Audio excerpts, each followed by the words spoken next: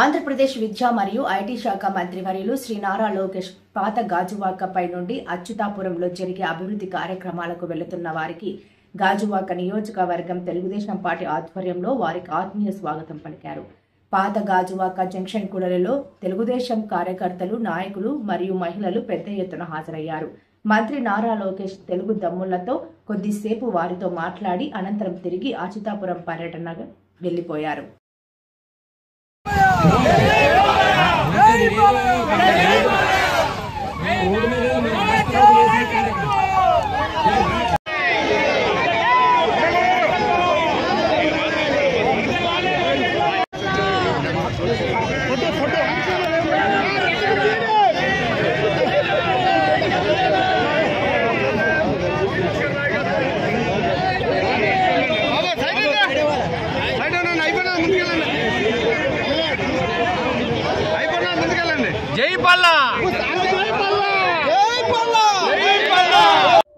ఈరోజు ముందుగా గాజువాక నియోజకవర్గంలో ముస్లిం సోదరులకు అందరికీ, కుటుంబ సభ్యులకి రంజాన్ శుభాకాంక్షలు తెలియపరుస్తూ, ఇప్పుడే కొంత సమయం క్రితం మా పల్లా శ్రీనివాసరావు ఆధ్వర్యంలో మన నారా లోకేష్ బాబు గారు, రెడ్ బుక్ సృష్టికర్త, ఐటీ శాఖ మంత్రివర్యులు, ఈరోజు విద్యాశాఖ మంత్రివర్యులు మార్గం మధ్యలో గాజువాకలో ఆగటం జరిగింది.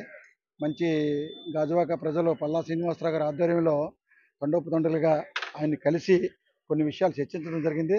అందులో ఒక భాగంగా మంత్రివర్యులు గారిని నేను ఒక మాట అడగవలసింది జరిగింది. ఎందుకంటే ఈ కూటమి ప్రభుత్వం బంగారు కుటుంబం అనే కార్యక్రమం నేను తలపెట్టారు. అంటే పబ్లిక్తో పాటు కలిసి, పబ్లిక్లో మనతో పాటు కూడా ఒక భాగస్వాములు చేయాలని, పేదవాడిని P4 కింద భాగస్వాములు చేయాలని ఒక మంచి సంకల్పంతో కూటమి ప్రభుత్వం తలపెట్టిన కార్యక్రమం ముందుకు తీసుకెళ్దామని తపనతో ఈరోజు నారా లోకేష్ బాబు గారితో చిన్న విషయం చర్చించడం జరిగింది. నా పేరు గోమాడ వాసు, గాజువాకలో సీనియర్ తెలుగుదేశం కార్యకర్తని, 66వ వార్డు ఇన్ఛార్జిని. అందులోనూ ఆయనతో విషయం ఏంటంటే, సంక్షేమాలు గత కాలంలో సృష్టించిన వార్డు సచివాలయాల సమక్షంలో జరుగుతుంది, కానీ బాగానే ఉంది. కాకపోతే ఇక్కడ ఏమొచ్చిందంటే, నాయకులకి సచివాలయానికి దూరం పెరిగింది. ఆ దూరాన్ని బాబు గారి దృష్టిలోకి తీసుకెళ్ళి, అలాగే మన రాష్ట్ర అధ్యక్షులు పల్లా శ్రీనివాసరావు గారితో చర్చించి, కార్యకర్తలకి, కూటమి నాయకులకి, సచివాలయం సిబ్బందికి దగ్గర చేయమని విన్నవించుకోవడం జరిగింది. మంత్రివర్యులు, యువ నాయకులు నారా లోకేష్ గారి పర్యటన చాలా సక్సెస్ఫుల్గా మరి జరిగిందని చెప్పి తెలియజేస్తా ఉన్నాను. ఎందుకంటే ఆయన వచ్చిన దగ్గర నుంచి కూడా విశాఖ జిల్లాలో ఉన్నటువంటి తెలుగుదేశం పార్టీ పసుపు సైనికులందరూ కూడా ఘన స్వాగతం పలికారు. నిన్న ఎయిర్పోర్ట్ దగ్గర నుంచి కూడా మరి అనేక కార్యక్రమాల్లో భాగంగా ఈరోజు ఆయన రావడం జరిగింది. అదేవిధంగా ఏదైతే ఇప్పుడు అచ్యుతాపురంలో 4 రోడ్ జంక్షన్లో శంకుస్థాపనకి కూడా ఇప్పుడే గాజువాక నుంచి బయలుదేరడం కూడా జరిగింది. మరి ఏదైతే ఈరోజు ప్రభుత్వం, కూటమి ప్రభుత్వం అనేది సంక్షేమాన్ని అందించే ప్రభుత్వం, ప్రజలకి అన్ని విధాలుగా ఆదుకునే ప్రభుత్వం. మేమిచ్చినటువంటి హామీల ప్రకారంగా గతంలో ఉన్నటువంటి ఒక గజ దొంగ రాష్ట్రానికి ముఖ్యమంత్రిగా ఉండి ఏ విధంగా ఆంధ్రప్రదేశ్ రాష్ట్ర రోడ్లు పరిస్థితి మనం చూసామో, గుంతల్లో ఉన్నటువంటి రోడ్లు, గర్భిణీ స్త్రీలు హాస్పిటల్కి వెళ్ళకముందే మరి డెలివరీ అయిపోయినటువంటి పరిస్థితులు గతంలో చూసాం. కానీ ఈరోజు 20,000 కిలోమీటర్ల మేరకు ఈరోజు ఆంధ్రప్రదేశ్ రాష్ట్రంలో రోడ్డులు వేసినటువంటి ఘనత కూటమి ప్రభుత్వం. ఇది గమనించాలి.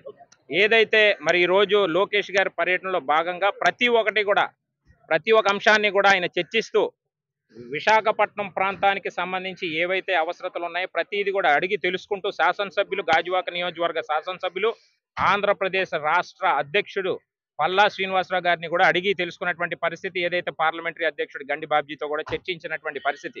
అంటే విశాఖపట్నంలో ఏది కూడా లోటు ఉండకూడదు, ప్రజలకి ఖచ్చితంగా అన్ని విధాలుగా ఈ కూటమి ప్రభుత్వం అండగా ఉండాలన్నటువంటి ఒక ఆలోచనతో మరి ఈ ప్రభుత్వం వచ్చాక మేము ఏదైతే ఇచ్చినటువంటి హామీలన్నీ కూడా నెరవేరుస్తున్నటువంటి పరిస్థితి ఈరోజు మనం చూసాం.